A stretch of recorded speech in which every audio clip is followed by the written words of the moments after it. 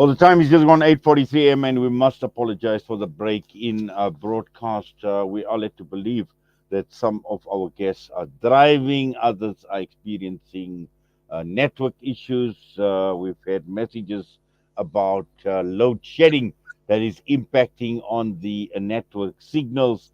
So it does appear all of it is actually happening this morning.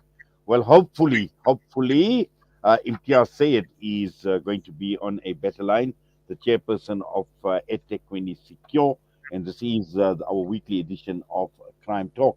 Imtiaz, assalamu alaikum wa rahmatullahi wa barakatuh. Wa alaikum salam wa rahmatullahi wa barakatuh. Inayat. How are you doing this morning? Alhamdulillah, doing well. Well, you're sounding better than most that we have been talking to this morning. We have been actually Good. battling for some reason or the other, Imtiaz. But this is the Okay. nature of the beast in this country at this point in time. But another issue, homelessness seems to be a big issue, and we see this. We see it over and over again, and there are people that obviously are homeless, and they look at residential areas where they can come and they can at least find a place where they can park off, they can sleep. I've seen in Cape Town actually in a place called Kenwan where there is a permanent homeless person right in front of a mosque, and this has now become his home. And I'm sure this is a cause of concern because there is a huge influx of people who don't have homes that come into our areas. Correct. The thing is this, Inayat. I mean, there are many organizations and NPOs and NGOs doing amazing, amazing work. The problem we're finding is that ultimately in the city, I mean, the city says that we've got about 4,000. Ideally, when we do speak to the people that run the shelters, they say our city has something like 10,000 homeless people. Now, when you quantify that and you try and get an understanding or wrap your mind around it, how is it that we have 10,000 people that actually don't know where they're going to put their heads down this evening? And that's a cause for concern. Now, when we try and discuss the idea of homelessness, we need to be fully understanding that there are many different reasons why people are homeless and why they actually end up on the street. You get those that are elderly and have been abandoned by families. That's a reality. It's there. What are we doing about it? You get those adolescents, those children that have been naughty at home and have been kicked out of their homes and are now left abandoned. You get orphans. You get many people that have been abused and are left out onto the street. And then you get the criminal element that have been released from jail and also on the street. Now, when you take all of them and put them together, ultimately you end up with a big sort of soup of individuals that we call the homeless. But when in fact we as society, if we start identifying, you'd see that at least 50% of them can be assisted, can normalize, and can start living a better life. But it just takes a little bit of pressure from or pressure from community towards government firstly to start identifying and saying it's your responsibility. What are you doing about it? And then us as NPOs and NGOs putting our hands together and saying this is our plan in terms of homelessness. This is what we can do. And we're not saying that you should be able to fix the entire problem, right? But let us start somewhere. Let us start doing something because I don't think any city, any metro has a homeless plan. How is it that we don't? Why is it that we don't? We spend thousands of rands, and the only thing you speak to an NPO about is that what are you doing with the homeless? No, we're feeding. Feeding doesn't solve majority of the problems that the homeless has. And we need to start really looking deeper as to whether we are actually going to make an impact or we're just going to be giving handouts and feeding people all day long. Yes, it does. And, it's also about shirking responsibility. And this is Hmm. where the authorities are actually masters at shirking their responsibility. And they've made it the responsibility of NGOs and organizations, to provide them with the most basic need is a plate of food. And that's about it. And then from time to time, you have other projects like Operation Winter, providing a person with a blanket, Correct. something to keep the person warm. And this is obviously something that is being done year after year and without fail. But there is definitely no end in sight. And at the same time, when one looks at the homeless people, they are encouraged. I've got a place, I've got a warm blanket, I've got my plate of food. What more do I want? So I'll just park off here. Yes. And the biggest thing is when we're speaking to it, as much as we say identify and do all of that, right?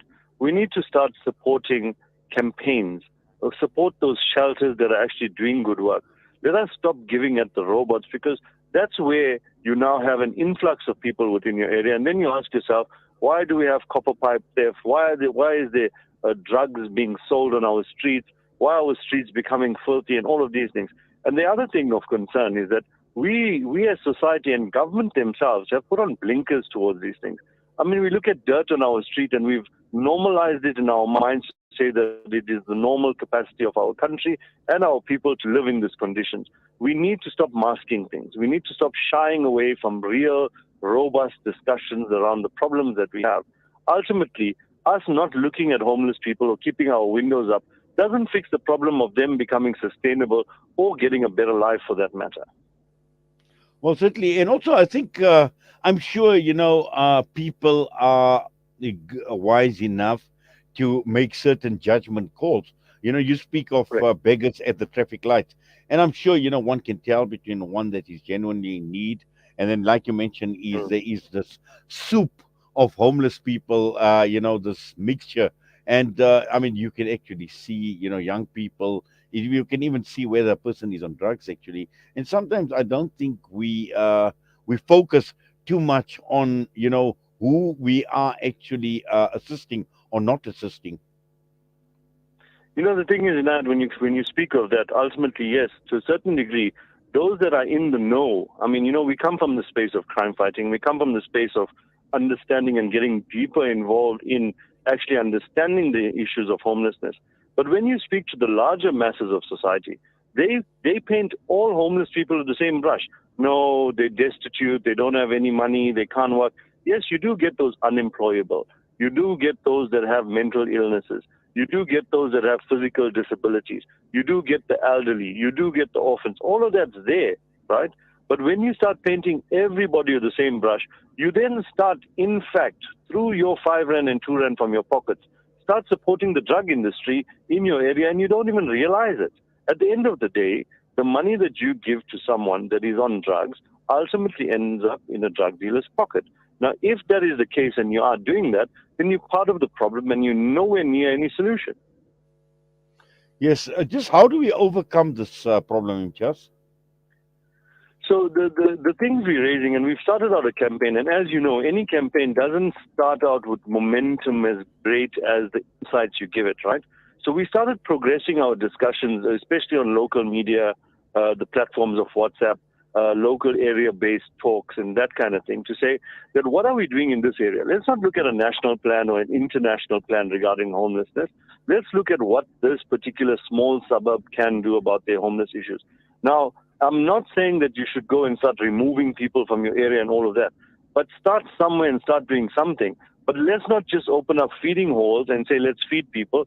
That is only one aspect of it. Let us identify the homeless people that are willing to be assisted. Let us put them into proper programs. Let us try and find them. I mean, regulating the car guard industry is something that we're very, very, very vociferous on. And we are in plans at the moment discussing how do we roll out 1,000 vetted car guards across the city by 2030. Now, that is something that is very close to my heart. The reason for that is the car guard market is an untouched market. There is a clear understanding that it is sustainable and it can become a sustainable industry per se. And if we can take from the 10,000 homeless people we have, take 1,000 of them and I'm talking about within eThekwini, the greater eThekwini, 1,000 car guards by NDP 2030, we would have created 1,000 sustainable jobs where those individuals that are vetted properly, run through a proper system, can now start uplifting their lives, have a flat to stay in, support themselves, give themselves food, have children, do all of those things that normal society demands of normality, if you know what I mean. Well, Imtiaz, this is a discussion we need to obviously take forward, and we've just basically scratched the surface. Hopefully, at some point in time, we will revisit this discussion, and I'm sure there's a lot more you can contribute. But for now, unfortunately, time is of the essence. And we say once again to you, Jazakallah for your time with us this morning. Assalamu alaikum wa rahmatullahi wa barakatuh. Imtiaz Syed with us. We're going to go for a break. We come back. We'll be joined by Ashraf Patel, COP27 on the agenda.